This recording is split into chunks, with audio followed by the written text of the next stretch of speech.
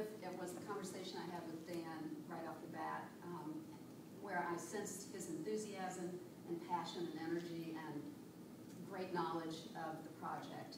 And I just felt like, you know, we were starting with something that was solid and strong and full of life. And then also there was this great team that I was going to be working with, which I've just been thrilled to have the opportunity to learn so much from everybody involved, and to have fabulous photographers, wonderful writers who I knew, and a naturalist of Michael's stature who has just brought so much to this project. So I was really excited by that.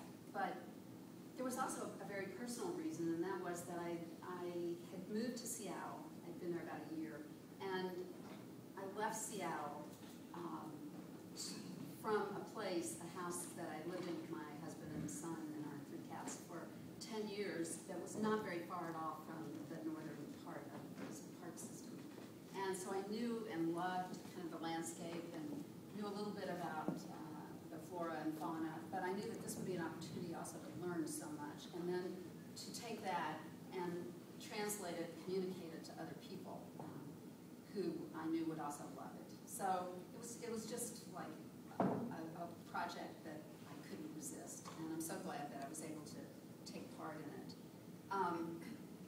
I want to read to you now, just briefly, from the book, and in a way it'll be an introduction to another one of the people who's going to read.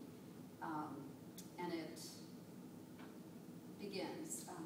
My own first encounter with the Parklands of Floyds Fork came in the early fall of 2010, more than a year after I had moved across the country from Louisville, my hometown, to resettle in Washington State.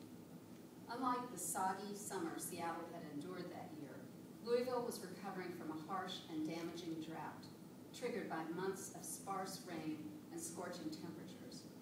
My guide on that first walk through the Parklands was Michael Gage, a young conservation biologist from New England.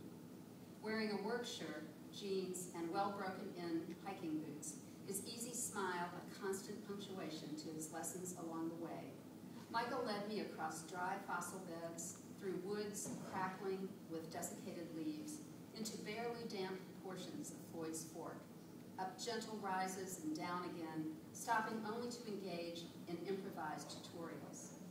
Thorns on trees, stacked stone walls, wire fences, subtle depressions in the earth, all were there to teach us about the place itself, if only we paid heed. It was as if we were puzzling out the clues in a whodunit. We were reading the landscape. Michael's mentor at Antioch University, New England, was, after all, ecologist and author Tom Wessels, the popularizer of the notion that we can read nature by learning its unique language, its concrete, physical vocabulary. Just as Wessels and his philosophy of listening to the land are reflected in every aspect of the Parklands, his voice, like that of Michael Gage, can be heard throughout this book. Wessels, founding director of Antioch's graduate program in conservation biology, was one of the first people Dan Jones called upon when he started working on a master plan for the Parklands.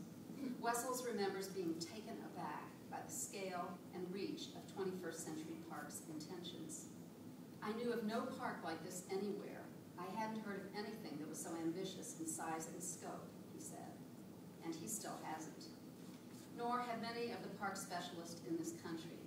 As Tupper Thomas, the recently retired, highly regarded administrator of Prospect Park in Brooklyn, told me, this project is of a different era.